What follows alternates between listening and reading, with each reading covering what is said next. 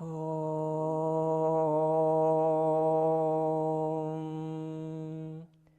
Om.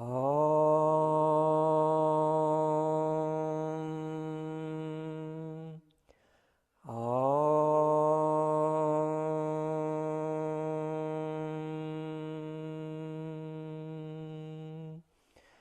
Om Trayambakam Yajamahe. Om Trayambakam Yajamahe. Sugandhim Pushtivaranam. Sugandhim Pushtivaranam. Ovarukamiva Bandhanat. Ovarukamiva Bandhanat. Mrityo Mukshiyamamritat. Mrityo Mukshiyamamritat. Om Shanti Shanti Shanti. Om Peace Peace Peace. Om Gam Ganapataye Namaha. Om Gam Ganapataye Namaha. Om Gam Ganapataye Namaha. Om Gam Ganapataye Namaha. Om Gam Ganapataye Namaha. Om Gam Ganapataye Namaha. Om Gam Ganapataye Namaha. Om Gam Ganapataye Namaha. Om Gam Ganapataye Namaha. Om Gam Ganapataye Namaha. Om Namo Bhagavate Vasudevaya. Om Namo Bhagavate Vasudevaya. Om Namo Bhagavate Vasudevaya. Om Namo Bhagavate Vasudevaya. Om Namo Bhagavate Vasudevaya. Om Namo Bhagavate Vasudevaya. Om Namo Bhagavate Vasudevaya. Om Namo Bhagavate Vasudevaya. Om Namo Bhagavate Vasudevaya. Om Namo Bhagavate Vasudevaya. Om Shri Hanumate Namaha. Om Shri Hanumate Namaha. Om Shri Hanumate Namaha. Om Shri Hanumate Namaha. Om Shri Hanumate Namaha. Om Shri Hanumate Namaha. Om Shri Hanumate Namaha. Om Shri Hanumate Namaha. Om Shri Hanumate Namaha. Om Shri Hanumate Namaha. Om Namah Shivaya.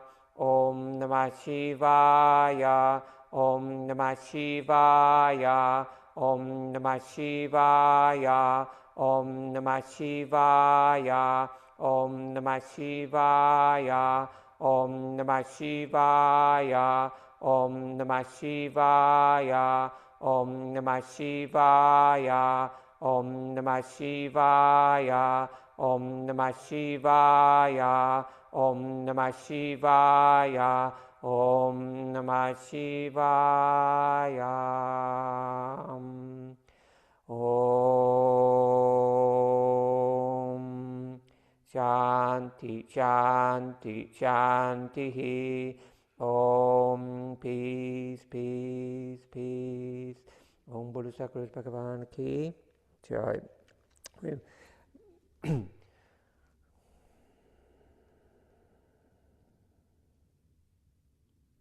Offer your practice today to someone who's shown you kindness.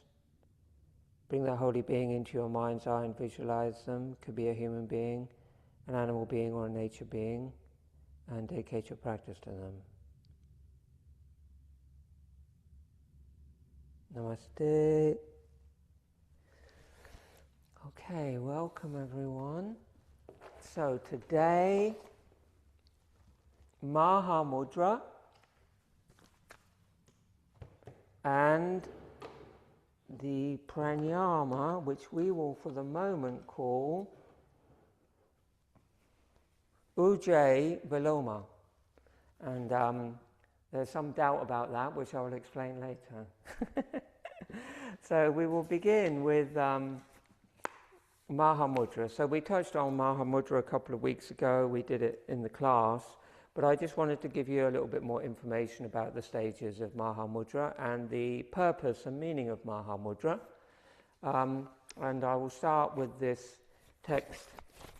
This is the Hatha Yoga Pradipika with a commentary of Tirumali Krishnamacharya, and these are the notes which were collected by A.G. Mohan, who's a contemporary of my teacher Srivatsa Ramaswamy, who studied with Krishnamacharya for many years, and he taught, like he did all his students, the Hatha Yoga Pradipika to A.G. Mohan. And so this particular text contains Krishnamacharya's notes on observations on the Hatha Yoga Pradipika, which are quite interesting. So it begins. Hatha Yoga Pradipika, chapter 3, verse 9. The practice of mudras must be kept secret like a casket of precious gems. It should not be disclosed to anyone, but kept protected like the woman or the girl of a good family. So the reason it's like this, in a lot of the scriptures they talk about this as if it's almost should be like kept secret knowledge. The reasoning behind that is it should not be randomly shared with the uninitiated. It isn't something just for fun. So somebody who is going to be exposed to these practices should be serious about yoga, and they should not then use the teachings for their own power, and also it's important that the practices are understood properly so that they're disseminated in the correct way. And that is why a lot of these sutras, a lot of these teachings are kind of written in a secret language that needs to be unpicked by a teacher. They're not really instruction manuals in the way that you can just follow what they say and then you will accrue the necessary or the prospective benefits. Not like that. And then 3.10, now Maha Mudra is described. Pressing the perineum with the left heel, stretch out the right leg and hold it firmly with both hands. Contracting the throat, direct the breath, the prana, upwards into the sushumna. Just as a coiled serpent, when struck by a rod, straightens out like a stick, the coiled kundalini becomes straight. Then the other two nadis, Ida and Pingala, become lifeless. So you'll know by doing this, what we've gone through some for, what a lot of that is about. But then Krishnamacharya's comment on that verse is, the implication of the kundalini becoming straight when struck is that it is like a snake that is dead. That is, kundalini is destroyed. So this relates to Krishnamacharya's understanding and some of the scriptural understanding of kundalini as being a blockage to prana moving up through the sushumna nadi, the path of grace. And so it's not that the coiled serpent, which is often depicted in the pelvic area of the Muladhara chakra in lots of illustrations of kundalini awakening, suddenly uncurls and moves up through the spine. It's that the kundalini is removed, so the prana moves through the spine. This is an understanding of this practice. I've talked about this a bit before. The prana enters Sushumna, this is still Krishnamacharya. The pranas enter Sushumna, leaving the Ida and the Pingala. And so the Ida and the Pingala, the nadis on either side of the spine. When in Maha Mudra, it centralizes the prana in the central channel, the Sushumna nadi. And they say, and Krishnamacharya mentions this in some of his texts, he says, when the prana goes into the central channel, the life of the yogi begins. So that's like saying that's like the start of the real start. This is when you really get going as a yogi, when you can put the prana in the central channel. yogic life begins at that point. It means one becomes a yogi.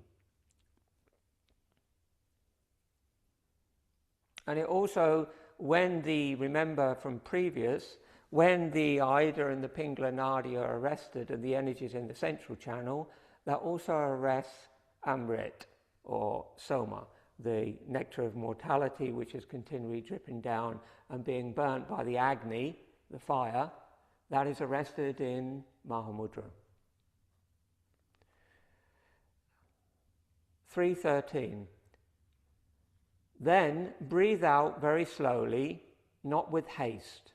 This is Maha Mudra, described by the great adepts. Importance of the control of the exhale, which is something we're learning in the asana practice. So in the asana practice, the Asamavritti breathing we use in Vinyasa Krama is generally working a lot of the time on lengthening the exhale and controlling the exhale with Ujjayi, and that is preparing one for the breathing practices in the mudras. Krishnamacharya. Krishnamacharya considered Maha Mudra the most important of mudras.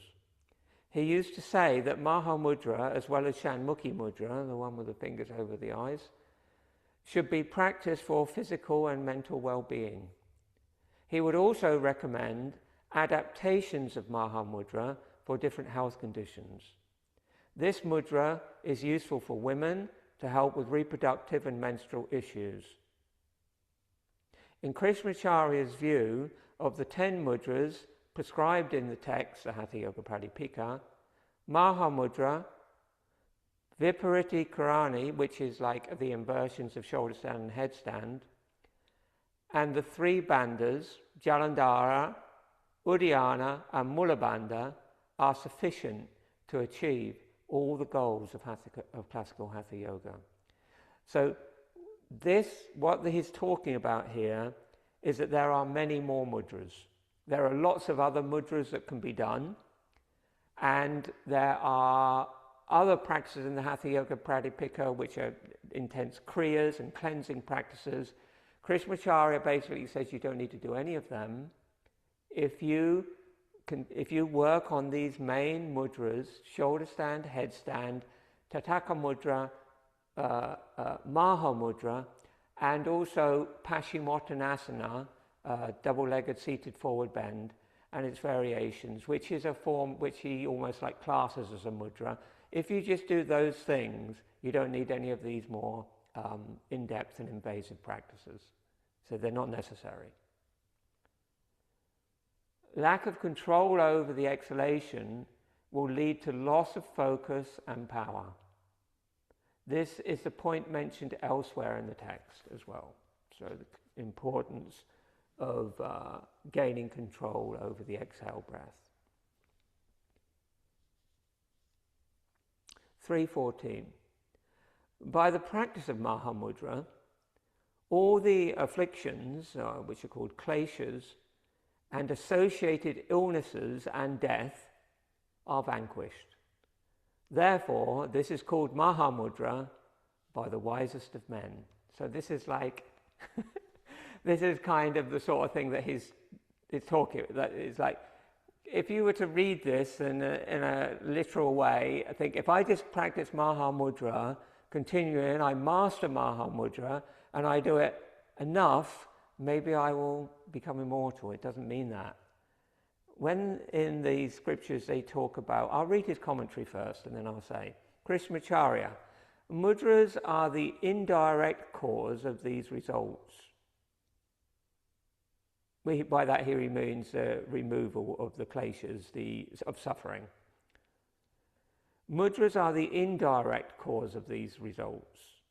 When the mind becomes clear and steady through these practices, the kleshas, the causes of suffering, will diminish. The text presents indirect causes as direct causes in many verses. And so what he means by that is, like, there's often these exaggerated claims in the text. It's like they say these crazy things, and which are kind of they're prone to exaggeration in the scriptures, and it's almost like you have to remember that these scriptures are coming from an oral tradition. And the senior teacher is sitting there teaching the group of students for the umpteenth time, and they're all sitting around and like he's trying to keep their attention. And he says, if you do Maha Mudra every day for 30 minutes, you will never die, you will conquer death. And they all sort of go, it's like pricking, to get them to prick their ears up, to get people's attention. It's a kind of like sort of little promotion exercise that is often put into these scriptures. And then, of course, the teacher's job is to then explain what that really means. And that's what he's referring to here. It's like the direct cause isn't that you become immortal. That what it actually means is that you don't die while living. You don't live half a life. You live a full life. You live a full life because you can manage your breath and you can manage your prana, and you can overcome the suffering in life. And if you overcome the suffering in life, then you overcome death in life. To half breathe is to half live. And so it's about the idea that you overcome the tendency to have a life without meaning, purpose, or happiness, or contentment, or freedom of mind. Without that, then it says that you are dead while living. It also implies that you never die in the context that your rebirth there will be an implication in your rebirth of the sadhana that you've performed in this life.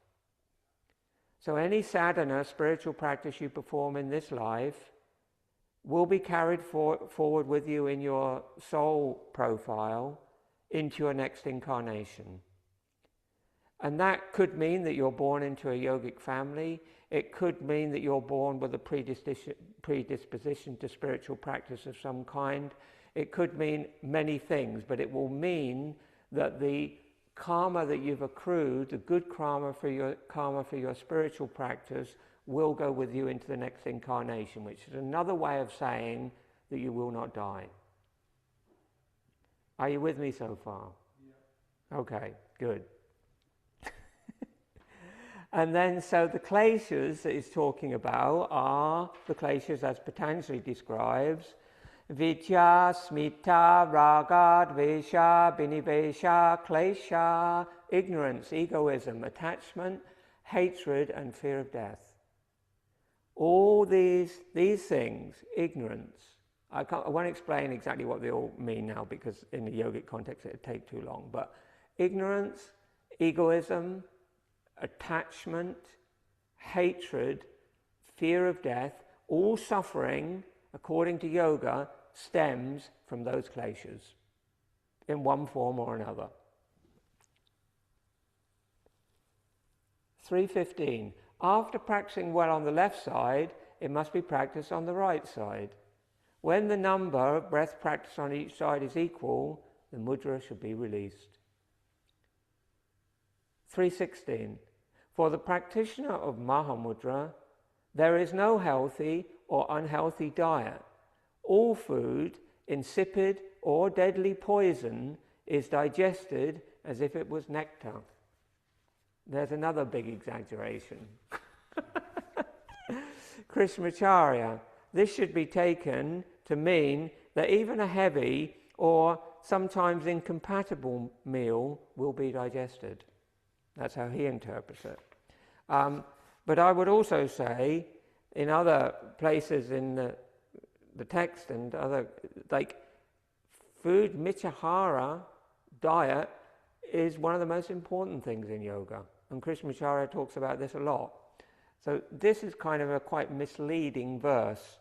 But what it actually means is that in Maha Mudra, one of the main benefits physically of Maha Mudra is that it makes the elimination system and the digestive system more efficient. And the other benefit of Maha Mudra, they say, is that it helps to rebuild intestinal tissue in the mucous membrane in the intestines.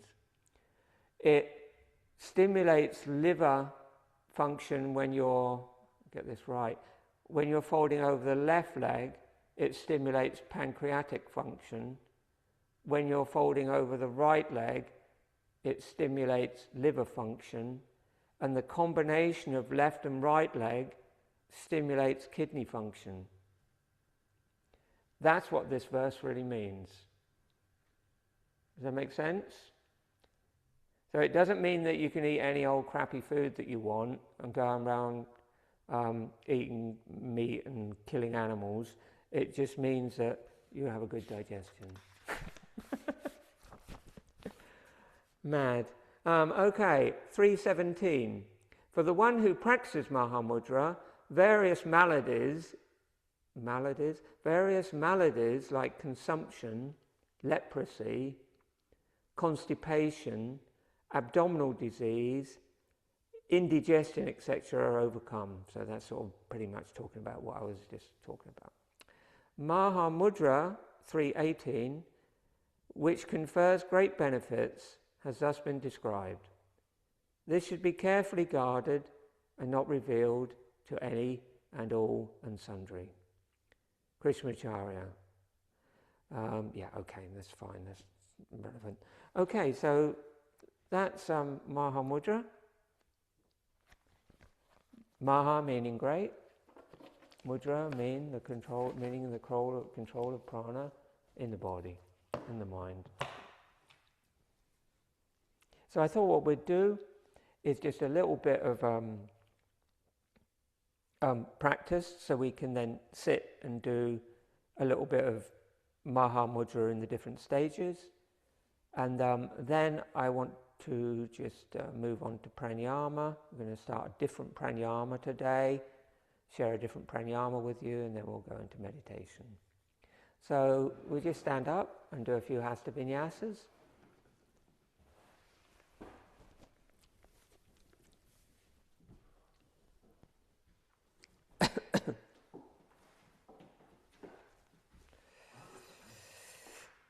Stand in Tadasana. Lift the chest, roll the shoulders back and down. Feel the breath in the center of the chest. When you're ready, come into the Ujjayi breathing.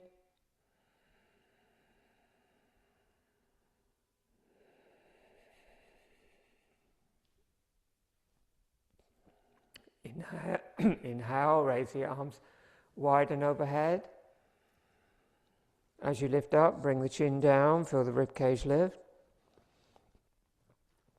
Begin the exhale, slowly lower the arms on the breath.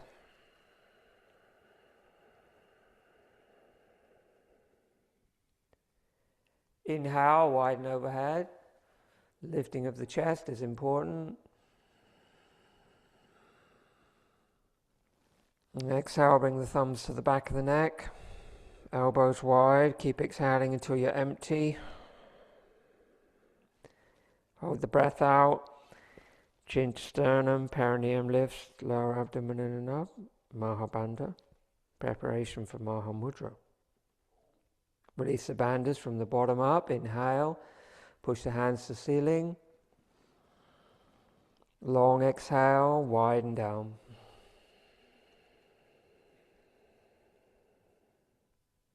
Repeat, inhale.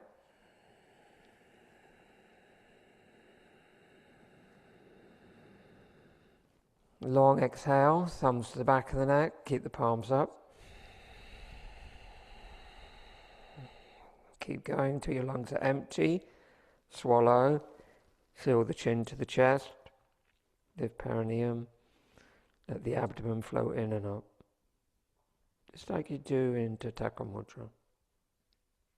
Release bandhas from the bottom up. Inhale, push the hands to the ceiling. Pause. Slow exhale.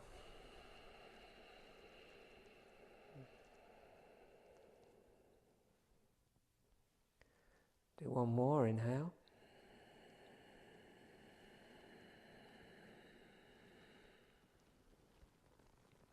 Exhale fully.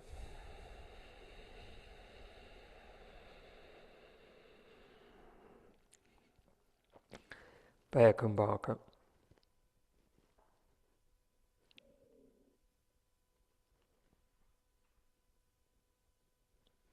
When you're ready, inhale, push the hands to the ceiling.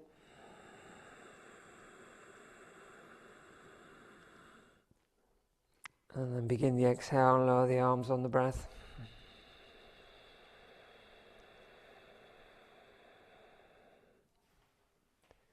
Inhale, arms forward and up.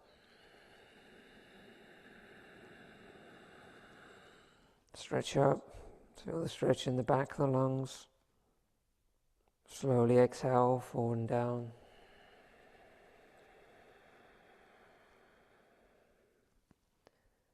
Inhale, forward and up.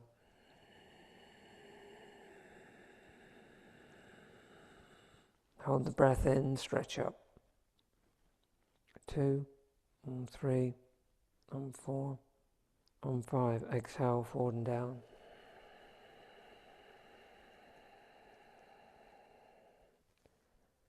Inhale up.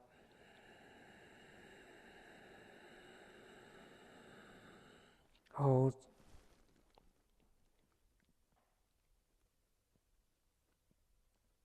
Exhale down.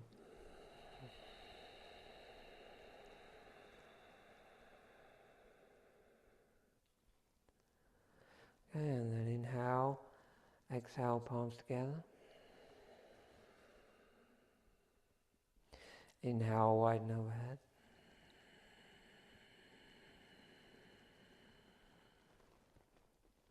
Exhale, prayer to the heart, fold forward. Put the hands on the legs or the floor. Inhale. Exhale, fingertips to the floor, squat down.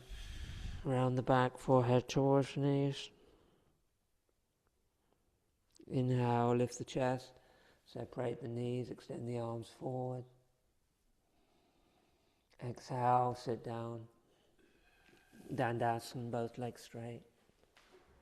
Sit on a block or cushion if you need to for your 4 bends. And start with just Janu Sirsasana to prepare for Maha Mudra. Inhale, bend the right knee, hug the knee to the chest. Exhale, turn the knee out, bring the foot to the inner thigh.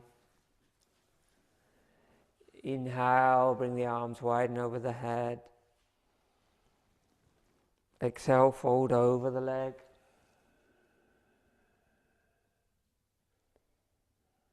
Inhale, come up. Exhale, go down, hold the foot or the leg. Round the back, close the eyes, look nabby navel. Inhale. Exhale long. Relax the face. Inhale. Exhale long. Go to the end of the breath. Flip the palms, inhale, come up. Exhale, twist to the right. Inhale, come to center. Exhale, twist to the right. Bring the left hand to the right knee. Bring the left hand to the right knee. Bring the right hand behind your back and towards the top of your left thigh. Inhale, lift your chest. Exhale, twist, look over your right shoulder. The end of the breath, just turn the head, look at the left foot. Soft gaze. Inhale, lengthen the spine. Exhale, long. Soft gaze down at the front foot. Little pause at the end of the breath. Inhale, lift your chest. Exhale long. Little pause at the end of the breath. Inhale, come forward, sweep the arms over the head, interlock the fingers. Exhale, Dandasana. Inhale, bend the left knee to the chest. Exhale, knee output to the inner thigh. Inhale, float the arms over the head. Exhale, fold. One more vinyasa. Flip the palms, inhale up. Lift a little more. Exhale, fold. Take the shin or the foot, whatever you can reach. Round the back. Close the eyes. Look nabby, navel. At the back round, and then short inhale. Or a normal length inhale, really. And then double the length of the exhale. Just do 2 breaths. And start to introduce, if you feel comfortable, a little pause at the end of the exhale so your mind can drop.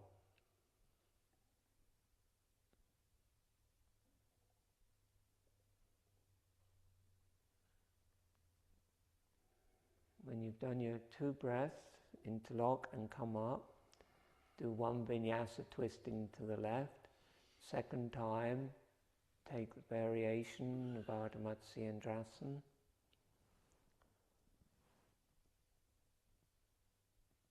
And when you take the pose, at the end of the first long exhale, gently rotate your head and look at your right big toe.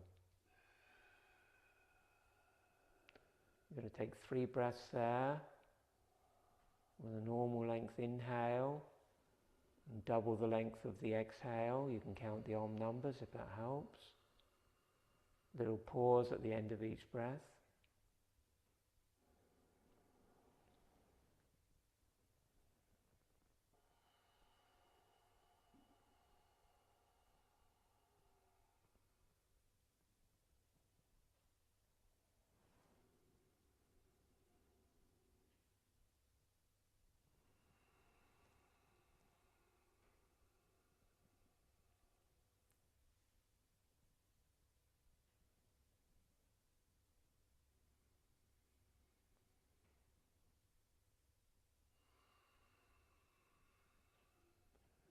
Pauses at the end of the exhales, not the inhales.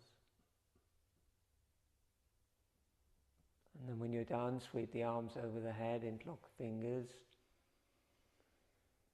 And exhale, Dandasana. Bend both knees, soles of the feet on the floor, feet close together, knees together if you can, or you can have your feet a bit apart. Bring the hands behind you, 10 inches, fingers forward. For Chatuspada Patam, tabletop. Inhale, squeeze the buttocks, lift the hips.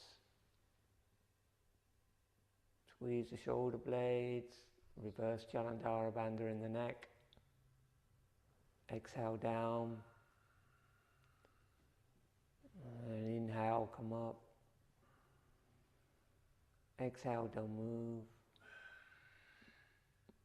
And inhale, nudge the hips a little bit higher. Exhale, come down. Okay, Dandasana. Okay, so now we're getting to Maha Mudra. So Maha Mudra, there's debate about a lot of these things. There's nothing definitive about. Mostly, you'll see it described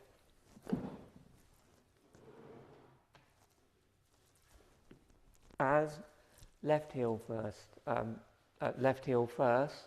and you begin by folding over the right leg. And other times you'll see it described as the other way around.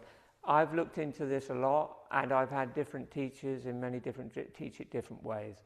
I don't think it's critical, but the general consensus, and mostly it will be done with left leg first. That's where I see most of the scriptures point to that. So when you bring the heel in, Close the knee joint. It's an external rotation of the hip, so the calf flesh is rolled slightly to the inside. Keeping the knee joint closed, as if you were going to go into lotus, support the knee, hold the top of the foot, and bring the knee down towards the floor. So you have a forward rotation in the hip joint, and the shin bone is pointing towards the floor. That immediately gives you a forward nutation in the pelvis, which helps you in stable forward movement. Now, the right foot comes out a bit, not 30 degrees really, but it wants to be a little bit out to the side, and so there's a bit of angle in the hip joint for Maha Mudra. And then the heel, if possible, is just pulled back so you can feel it touching the perineum. You don't need to sit on the heel. If you can't do that at the moment, then the foot just goes to the inner thigh.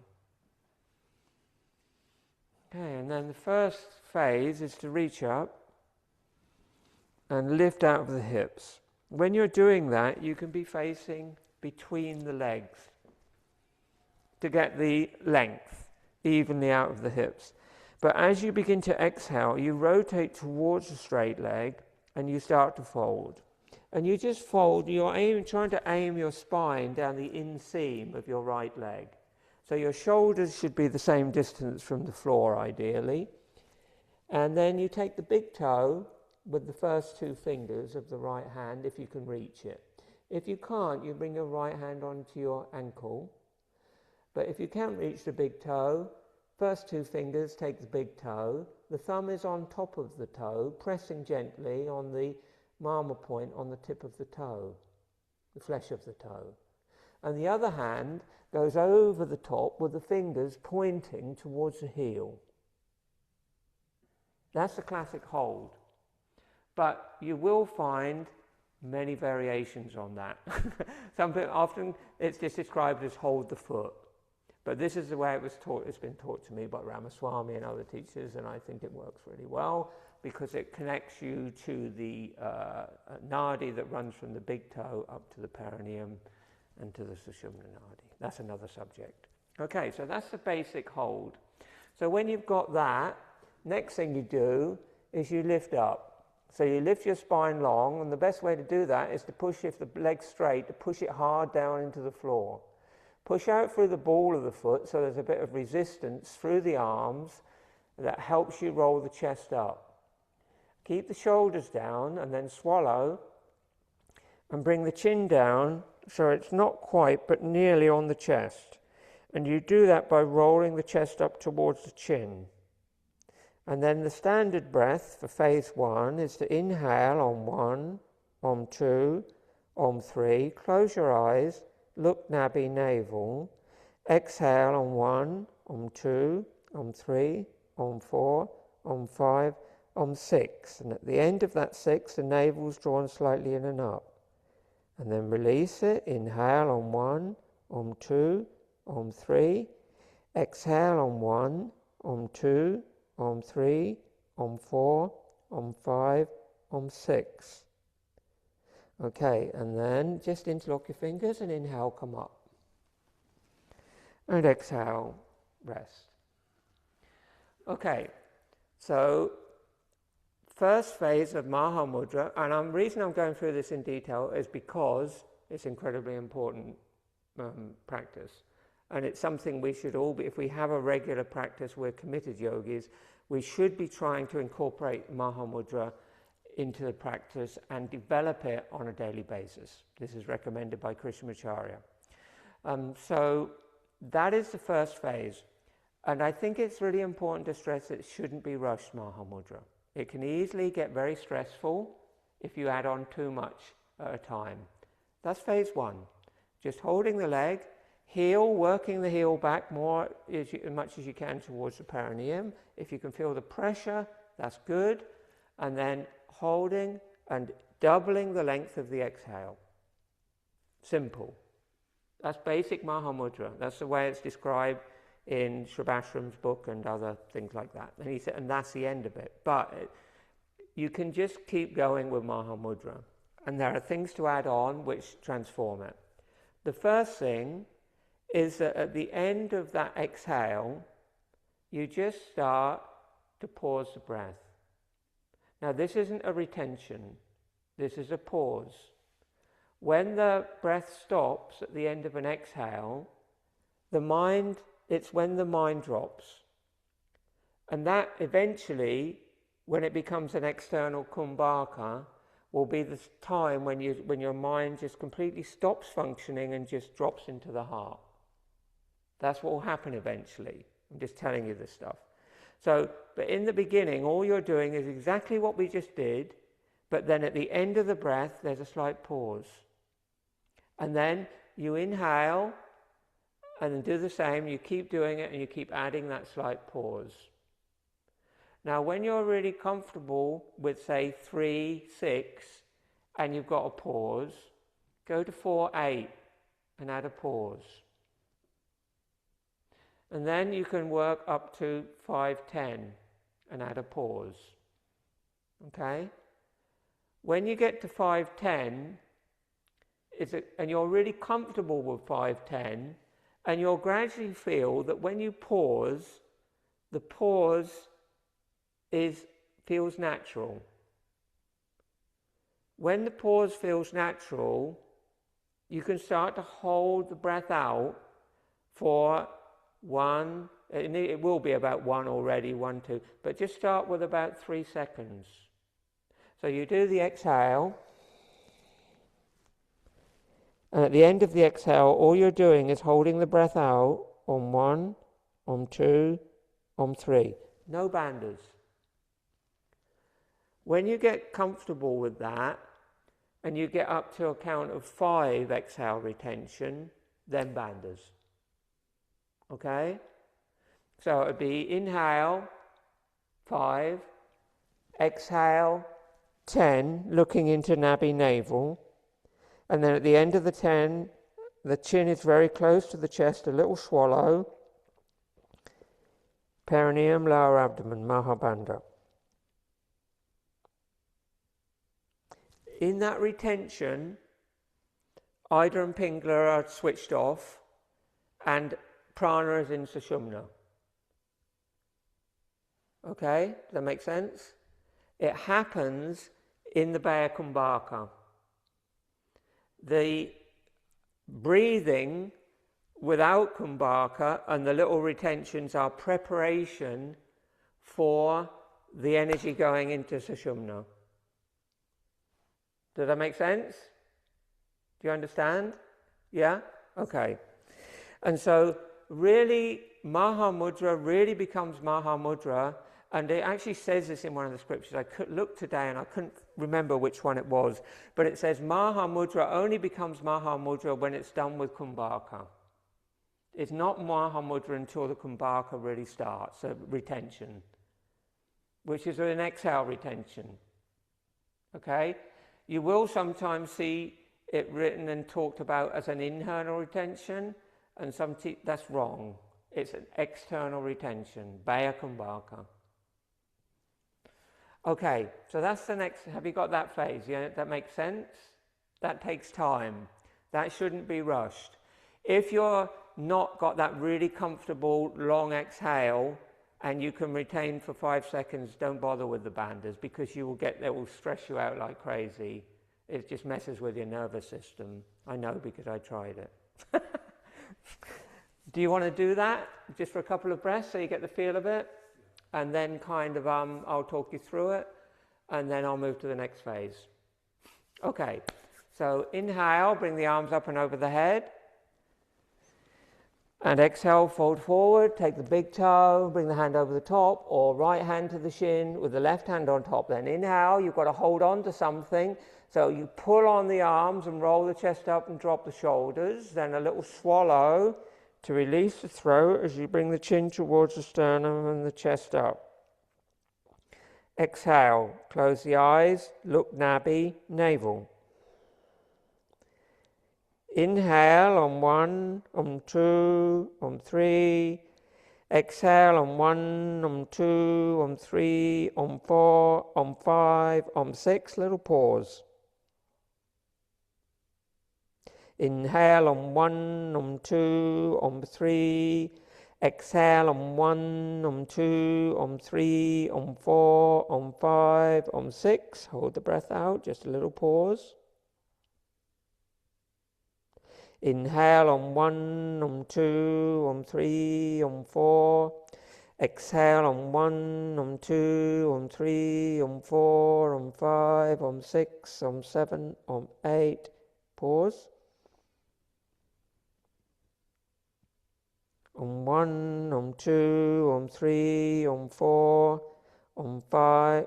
Exhale on 1, on 2, on 3, on 4, on 5, on 6, on 7, on 8. Pause.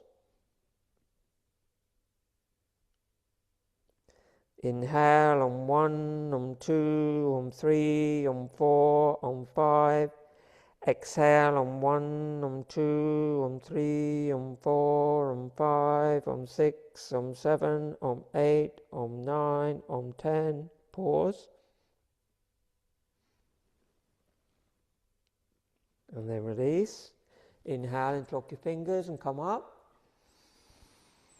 And exhale, bring the hands down. And just straighten your legs. Give your legs a shake. And we'll change leg. Any questions on that? Could you say something about the swallowing bit as well? Is that every time you swallow? Sorry? You mentioned swallowing. Yeah. Does that happen every time you're just before you? Okay, yeah, I understand. So Ian is saying, like I mentioned, swallowing, when you bring the chest up and you bring the chin down, swallowing helps to, at the end of a swallow, there's a moment where the muscles in the neck kind of release and it's easier to bring the chin closer to the chest. Now, when you're not doing the bandhas and using Jalandhara bandha, you only need to do it at the beginning on the first time. But once you start at the end of each long exhale doing Baya Kumbhaka, and the chest, a little swallow, before you seal the chest, which you're not doing at the moment because you're not doing external retentions, you're just doing little pauses. But the moment you start to do that and you do it with bandhas, you'll need to have the chin on the sternum, and then it's good to swallow each time. And it will become just second nature to you. You won't need to think about it. And that is why it's important to have the chin as close as possible to the chest, so that as you swallow, it becomes like almost synchronized with the movement of closing the chin to the chest. When the chin is lifted too much, by the time you swallow, the distance between the chin and the chest is too great, and you lose the effect of the relaxation in the throat muscles. So it should be a tiny movement. Does that make sense? Does it make sense online? Yeah. Yeah. Okay, good. Mark, can I just ask, where the gaze point? Where are we flicking the gaze at the moment, or are we just in one part? I'm going to come to that. At the moment, when you're just doing it with the breath and no bandhas, you're just doing it with the gaze in the navel. Okay. So there's many stages so that it can be progressive and it doesn't become a problem. Maha Mudra is like learning a pranayama. You have to take your time. So I'll come to that. So we've got to the stage where at the moment all we're doing is we're keeping the gaze fixed in Nabi, okay? And now one of the things you might have noticed is that when you're doing it and you do an exhale, if your chest is up and your chin is down in this default position, when you get to the end of the breath and hold the breath out, you'll feel there's almost like a natural Mula Bandha. Did any of you feel that? It's just like immediately you feel a lightness in the pelvic floor, and it's the same action that you're creating when you do Tataka Mudra on the back. It's not done by muscular effort, it's done by the vacuum that you've created in the sort of the vacuum you've created in the lungs and the diaphragm being sucked up. It naturally lifts Mula Bandha. And then what you do when you actually do a Kumbhaka, an external retention with Jalandhara Bandha down and the perineum and the lower abdomen flowing. You just take advantage of that natural tendency at the end of the breath. Does that make sense? It just happens almost by itself. And I would say that this external kumbhaka, when you start to do it, it will just feel a natural extension of the pause. It won't be something you're sort of like physically imposing on the mudra. So when you can get comfortable with 5-10, all you start to do is just hold that external kumbhaka for a few more seconds.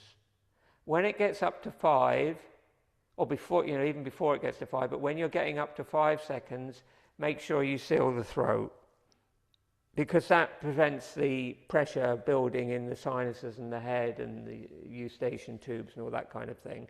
It keeps the pressure out of the head. So then when you've got the Jalandhara Bandha down, which is the key bandha, remember we talked about, that's the key bandha. When you've got that, you'll find that the Mula and the Uddiyana Bandha will happen by themselves. Make sense? So that's the progression to get you to that point. Should I go on? Okay, so I think that's all any of you are going to need right at this minute. Okay, unless you've been doing this really regularly. But when you get to I'll tell you for your own information. I don't know how familiar this is to you, David. Do you know about what I'm talking about? Have you, with the gaze points and stuff? You can just give me a thumbs up or thumbs down. That's all right. I'm currently learning it, so it's kind of it's kind of new. Gaze points. Yeah. Okay. In that case, I'm going to. Okay, so I just wanted to know where to pitch it. So when you've got to that point, which I've explained, and you're capable of doing the bandhas at the end of the long 5-10 breath, which is a kind of like, it needs to be your natural breath. Your longest natural breath without strain might end up being 4-8. You don't really need to go beyond 5-10. If you're comfortable with that, don't try and go beyond it. It's not necessary for Maha Mudra. And then what you're doing, the next stage is, when you take when you're used to those bandhas, and at that stage I've described, when you inhale, you start to flick the gaze. So you inhale, look, perineum, heart, throat pit, soft palate, nose tip, third eye. And then you engage the bandhas and switch your gaze to nabhi, navel, and exhale and hold the kumbhaka with the gaze in nabhi. And then when you release the bandhas, you drop the gaze back to the perineum, and as you begin the next inhale, you do it again. Perineum, heart, throat pit, soft palate, nose tip, Brahmaja, third eye. And then you switch the gaze to nabhi, hold the bandhas and the Baya Kumbhaka,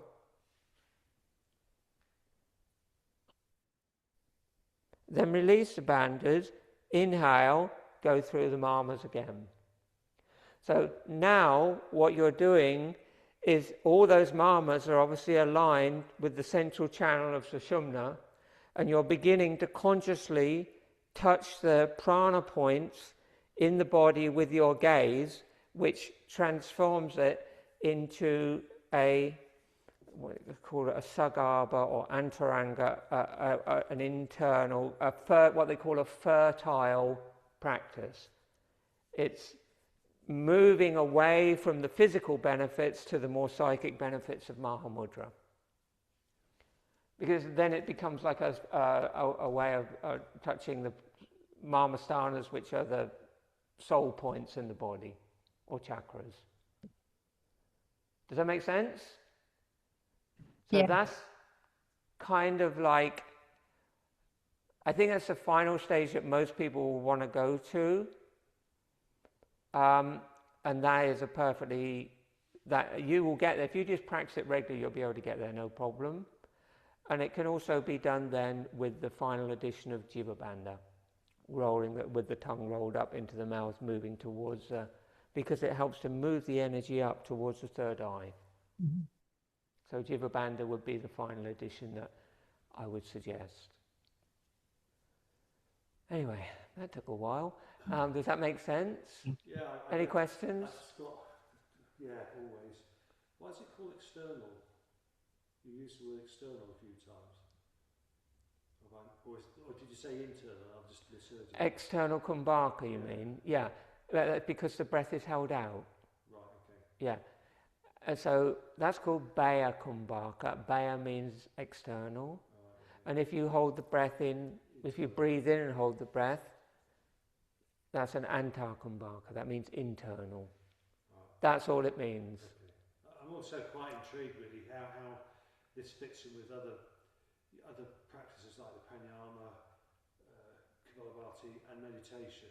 You know, so if I was to introduce this into what I did, like my practice in the morning, where would that fit in? Okay, so Sequencing them. Yeah, so for what we're mostly doing, this is a pranayama meditation course, it's something you do more before you do your pranayama. So the mudra practice and the bandha practice, like the headstand, the shoulder stand, Maha Mudra, would be done before the pranayama meditation. That's when you do it.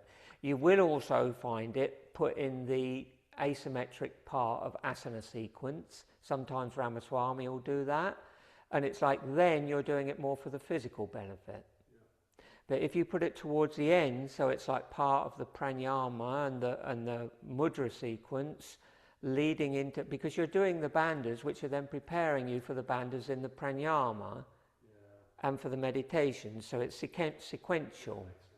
Yeah. And you will, in the Hatha Yoga Pradipika, I think they actually say do it after the pranayama, before the meditation. So it can be done there.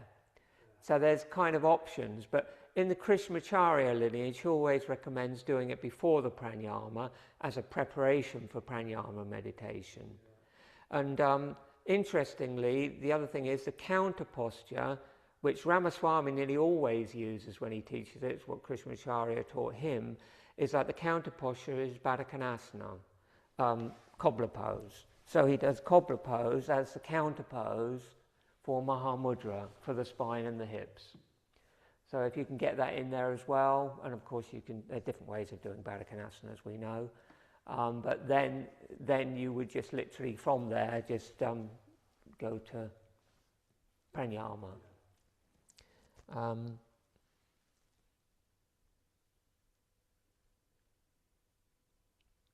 It's very intriguing, the whole thing though, isn't it, as well? Because when you were talking earlier on about the kleshas, and putting it very crudely, but I guess clearing the kleshas in a way, because they're kind of obscuring things, aren't they? They're whatever they might be, but that comes about because of that as well, because of the Maha Mudra practice. I don't follow, sorry. So right at the beginning, when you're reading the book of about kleshas, weren't you? Yeah, kleshas, yeah. Causes of suffering and disturbance of the mind. Yeah. So I'm guessing, I'm trying to get my head around, and maybe I don't even need to consciously, think about it as such, but how does this practice, the combined... Oh, I see, yeah, how does it affect the state of mind? Yeah. It's because it stabilizes the prana. Right, okay. So when the prana is scattered, the mind is scattered, and the mind is drawn out to shiny things. You know what I mean? It's drawn out to any amount of distraction or in all sorts of forms. But when the prana is regularly brought into the Shumranadi, it has a stabilizing effect on the chittavritti, the mental waves. The mind becomes more steady, mind becomes more focused, it has more clarity, because it's regularly brought into this position where the prana in the mind is stable. And it does talk about it, Sribashram talks about it as being preparation for meditation because if it helps with your meditation, then that's also going to help to overcome the kleshas. Yeah, so it's all tied up with the other elements. And I'm guessing as well, because you're focused on, where you become more aware of the central channel, in a way it's a concentrated focus, isn't it?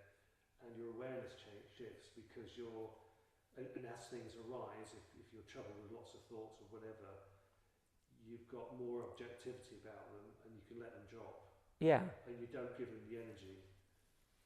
Yeah, definitely. You're able to really, yoga is an energy management system. Yeah. And by managing the energy in your body, which also means the energy in your mind, you have more control over your emotions and your reactivity to mental waves. Yeah. That's the idea. Yeah. And this is one of the key practices for helping with that. Yeah.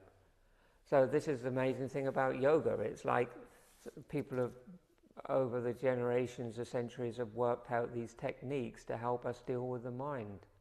And that's what this is. This is a mudra is something that deals with the energy in the body and the way it affects the mind. Yeah. Okay, so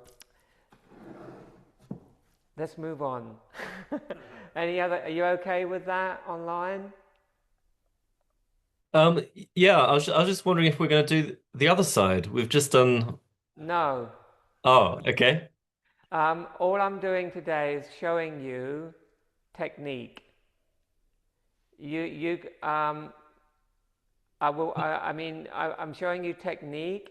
You obviously do the other side when you're doing it by yourself. Okay. Yeah, okay. Yeah.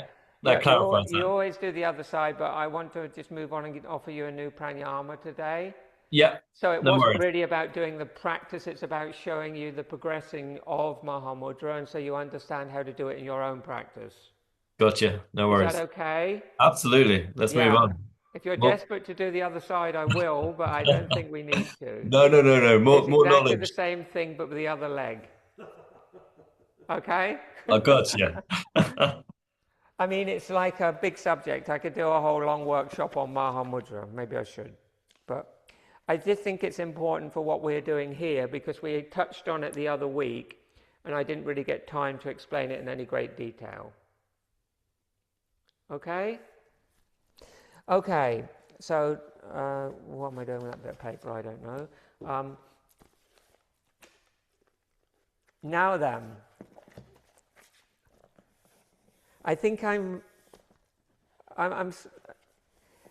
is all this theory okay with you? Because I now want to give you the theory on something else.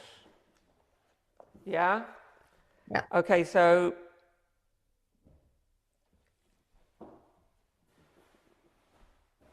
what I'm going to do is I'm going to simplify this because I want to be able to do the practice and maybe I'll explain it more to you next week. I'm just going to go into this now because it took me quite a long while to do the Maha Mudra. Okay, so I'm going to teach you a pranayama now, which is a pranayama which Ramaswamy always teaches. And I've done it a lot with him and I really, really like it. And I'm hoping that you might like it. Now, it's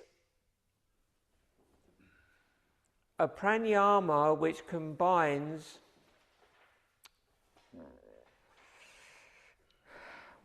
can I get into this? It combines Viloma and Pratiloma. I think I need to explain that sort of thing next week because it will take me too long.